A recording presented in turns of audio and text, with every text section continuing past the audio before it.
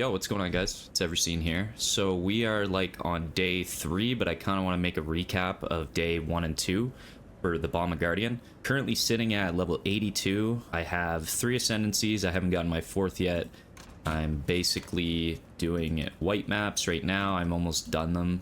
I just have a little bit more T4 and 5, and then I'm on the yellow maps. The damage so far for the build, it feels really good. I feel really tanky. I've got decent auras on. I'm ailment immune, which is working really nicely with the leak mechanic. But I will kind of go over my plans for the build and how I feel about it so far. And if you guys have any questions, definitely leave them in the comments and I'll try and answer whatever. All right, so let's look at some notes I made for the build. So my plans are, I want to get more spell suppression. I do have some decent gear for spell suppression. I have like basically everything on the tree and mage bane, and I have like a ridiculous amount of dexterity right now, which is giving me pretty much like 50. I think I'm actually with the flask active like 60% spell suppression, so that feels pretty comfy. Chaos resistance is kind of hard on the build. I'm supplementing with the tree right now, where you get reduced effective curses and chaos resistance. This is just until I get like a decent amethyst ring where I craft it with harvest. The next thing that we're doing is we're farming betrayal, trying to get some better gear. We're basically just trying to get some nice T1 rolls on some gear. Maybe some spell suppression if we get lucky, but we need to fix our socket starve because we need to put in place some of our better setups like the Raised Spectre, and then we need to do the Guardian Blessing haste clones. The next plan is to try and farm some essences. Not sure how this is going to go. I'm hoping to kind of use the new scarabs in combination with the map device, but I'm going to need to start doing some chaos recipe, which I've been slacking on. I haven't had much time to play the league, so anytime I am on, I'm kind of just screwing around. The next thing would be grab Harvest and Expedition Chance. I need both of these for SSF. Expedition we need to do for currency, and Harvest we need for crafting gear. Rings primarily first. I just need some yellow juice to do Reforge Chaos. So let's go with the pros and cons of this league start build. Massive damage, it's just a joke. You make the campaign and low tier maps look trivial on like a 3 and 4 link.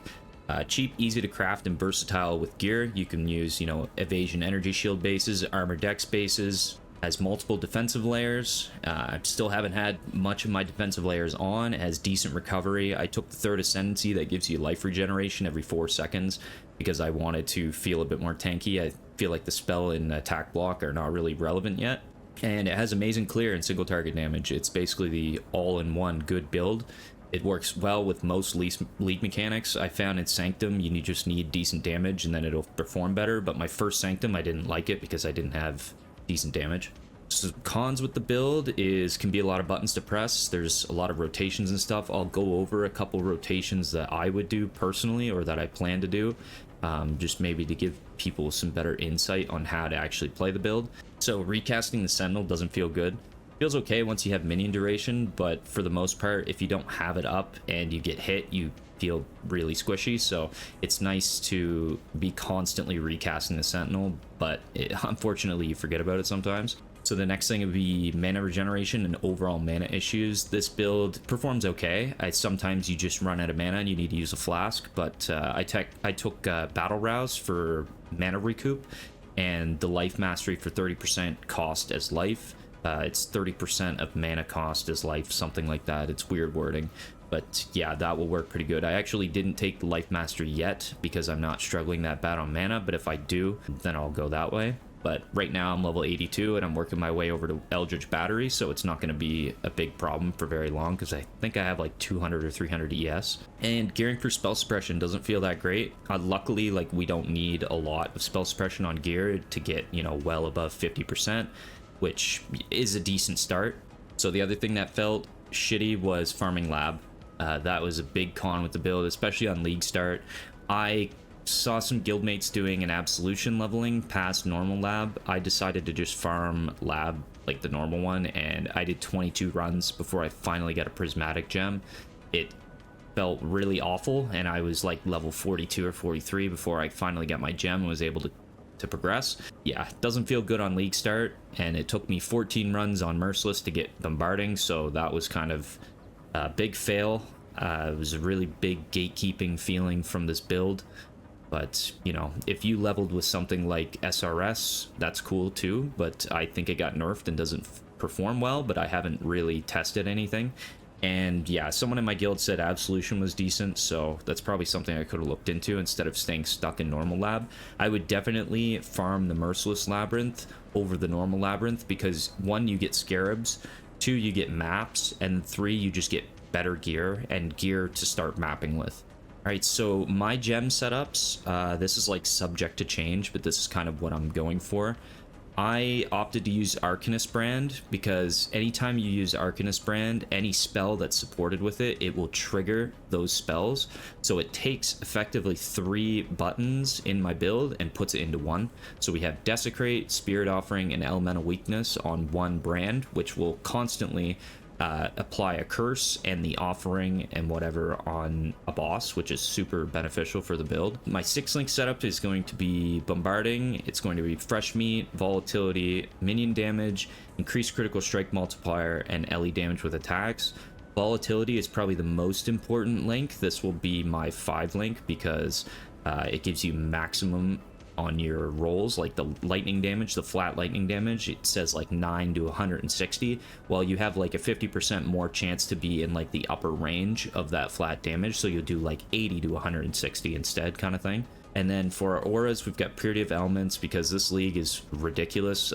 Reflecting ailments and stuff is really dangerous. I still haven't figured out the whole stun issue. I am going to definitely look into that because there's some maps that it looks like you have increased stun duration and every hit stuns. So that's like an insta-death for me on hardcore. So I will most likely be skipping any map that's doing that. But we have Determination for good armor mitigation. Right now I only have about 60% physical damage mitigation with my total armor, so I need to get more armor.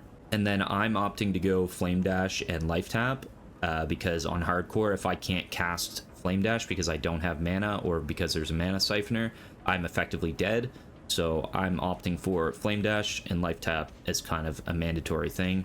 I'm mapping without it right now, but I don't feel comfortable. I'm just very socket starved. So for the next setup, it's going to be Mirror Arrow. I'm going to use it with Haste and Guardian's Blessing and Feeding Frenzy. Guardian's Blessing is a nice tech where we can have a free aura as long as we keep our prismatic clones active. So we're going to use Haste in this case for lots of damage output from all of our minions because Haste will benefit everything in the area. Feeding Frenzy we'll use because it'll grant us a buff for 10% minion damage, attack, and cast speed. I'm going to use Cast and Damage Taken Molten Shell as just another defensive layer. And this is going to most likely be in the bow because we're going to be switching out bows quite a bit to try and get more damage, squeeze more damage out of the build. So we don't really want to keep it in a 6-link. We'll keep it to this setup so it's easier to get our links. All right, and for the final setup that I'm going to do, it's going to be Raised Spectre, Minion Life, and then Meat Shield. This is just to keep your specters near you so that they don't really die first.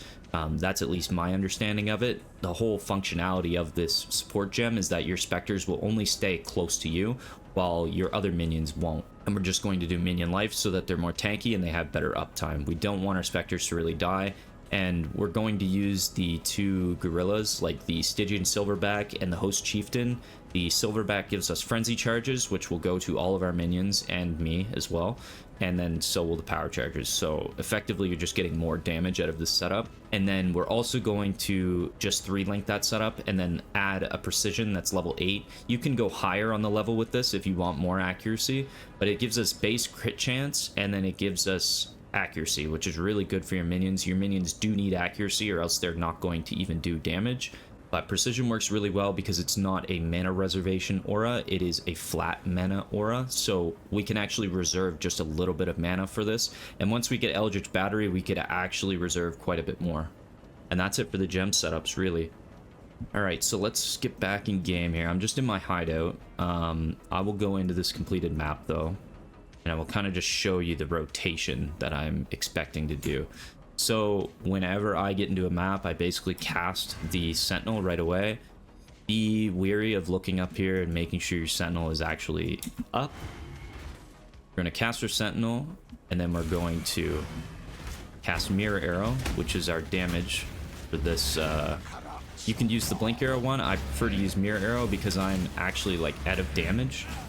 I'm not blinking into packs like this. You blink into a pack and then yeah, your clone does damage, but I don't want to be there.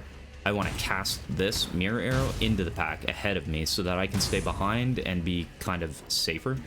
So I chose to use Mirror Arrow of bombarding clones, you could use blink arrow if you want. It just depends on how much damage your build has and what kind of game mode you're playing. For trade, I would probably just blast with blink arrow prismatic or bombarding clones. So basically the whole rotation is sentinel, we're going to do mirror arrow, we're going to blink, and then we're going to cast haste, which will be down here, but I don't have haste right now. I'm also using a summon stolen golem right now just to get a little bit more life regen. I have 200, but then it goes up to 3,700, so that's really nice. And that's just based off that ascendancy. So yeah, sentinel, mirror arrow, do blink arrow, haste, and then you cast your Arcanist brand, which will do an offering and will also cast a curse. And then from there on, it's your haste is up and you're basically just going mirror arrow, blink arrow, mirror arrow, blink arrow. You can do blink arrow flame dash, which is like a combination I like because look how fast I can get across the map. Like, I can get really far. I can do 4 dash combinations. So if you really need to traverse, flame dash is nice. I'm going to use flame dash. Maybe in the later game when I have better attack speed, I might only use the blink, but I just don't rely much. It takes a lot to get there. There's a bit of a duration where you're just stationary, like I'm still there casting the skill, and most times I want to be more instant, and flame dash is more instant to escape. So that's more of a hardcore tip, I guess. But yeah, I want flame dash because it saved me a lot, and I just rely on the gem a lot. But yeah, basically for single target, you're going to want to use all of your clones. You're going to want to do mirror arrow, blink arrow, mirror arrow, blink arrow. Until you have 6, you cast your curse, and then you kind of just run around. And then keep casting them though, because that'll keep our uptime of Feeding Frenzy, and also fresh meat. So the way that the fresh meat gem works is when you create the minion, they get Waken Fury and Adrenaline for 10% of their duration, for a maximum of 10 seconds. So right now our minions have a duration of 46 seconds, so we get effectively 4.6 seconds of adrenaline and Waken Fury. So adrenaline, if you don't know, is a really good buff that gives like 100% increased damage. So this is how we're getting like insane damage with our minions on top of many other layers of offensive capabilities. And yeah, that's basically it for my build. I will show you guys kind of my gear right now and how it's not that good. And I'm, pushing into yellow maps. So the bow right now, I've got, the flat lightning damage, and the big mod on here that helps is increased elemental damage with attack skills. 67% increase is really substantial because elemental damage with attack support gives us 32%. The bow is giving us 67, so we effectively have 2 of these gems built into this bow. And then we have global crit multi and a lot of accuracy, which is really nice for the minions. So the helmet is just, I'm looking to replace this right now. It's just housing my good setup with 3 blue and 1 green. I've got a better helmet that I'm going to put on, which has 10% spell suppression, dex, and some lightning res and some life. So it's a pretty good upgrade. And don't forget that we take Mage Bane with this build, so any dexterity that you get will effectively convert into spell suppression. So right now, I don't have a lot of spell suppression, but I have, with the flask up, 64%. And that's with 0 spell suppression on any of my gear, except for this piece. Sorry about that. So later on, when I get some on the body armor, the boots, and the helmet, I will be spell suppression capped, and I can actually get rid of some spell suppression on the tree. Just depends on how it works. So for the amulet right now, this is just a placeholder until I get the Jinx Juju amulet. That's probably going to take a bit, just because it's solo self-found. So really all I'm looking for here in this slot is I'm looking for lots of dex and some elemental resistances and life. And I stumbled upon this ring, which is not bad. I don't want to wear an iron ring, but for right now it's good. I dropped this from Betrayal. It gave me that 36% increased elemental damage with attack skills, which just effectively scales our damage a lot more. And then I got the lightning and chaos resistance, and then I crafted another fire and chaos resistance mod on it to get like basically 32 chaos resistance out of an iron ring, so that was good. And then I also chaos spammed. I think I used 1 chaos for this. I just decided to throw a couple chaos at it because it was a decent eye level bone ring, level 67. So yeah, I ended up with this 30 chaos res. Minions get some more life. That's pretty good. Craft some life, and there you go. Now the quiver is good. I basically only care about the increased damage with bow skills. I think I had a quiver on that was actually more and it also had more life. But this one was a good all-arounder because it gives me flat damage, it gives me dex, it gives me cold res, and that critical strike multiplier is actually really huge for the build. The 10% attack speed implicit also helps. Now the body armor is just junk. I want to replace this kind of as soon as possible. I just want something with decent armor and evasion, and if I get spell suppression, that's cool too, but yeah, it's basically just a placeholder until I get something decent. The gloves I actually just put on. These have a little bit of spell suppression, decent amount of dex, which gives us basically 10% spell suppression in total, and good life roll, so I wanted to keep it, and then I just crafted a resistance on it. The belt just has a little bit of life, has fire res, cold res, and LE damage with attack skills, which is that mod that we care about to get decent damage. This is a level 35 belt, so I got pretty lucky with that.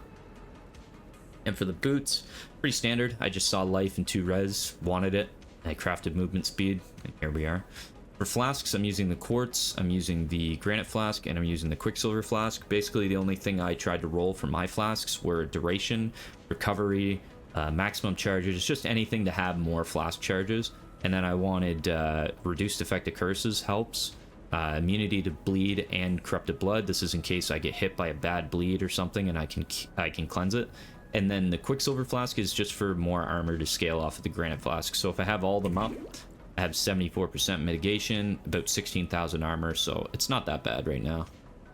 And yeah, that's basically my gear right now, guys. So for this setup, I want to put volatility in it as a 5-link. These gloves, I really want to get like a raised specter or something, but coloring is going to be an issue. I need to farm quite a bit more currency. As you can see, I'm basically broke. So we're just kind of farming maps, farming betrayal, farming expedition, just progressing slowly, just kind of chilling out, having fun with the build. But anyways, guys, if you have any questions about the build or anything, just leave it in the comments and I will answer it. Thanks. Peace.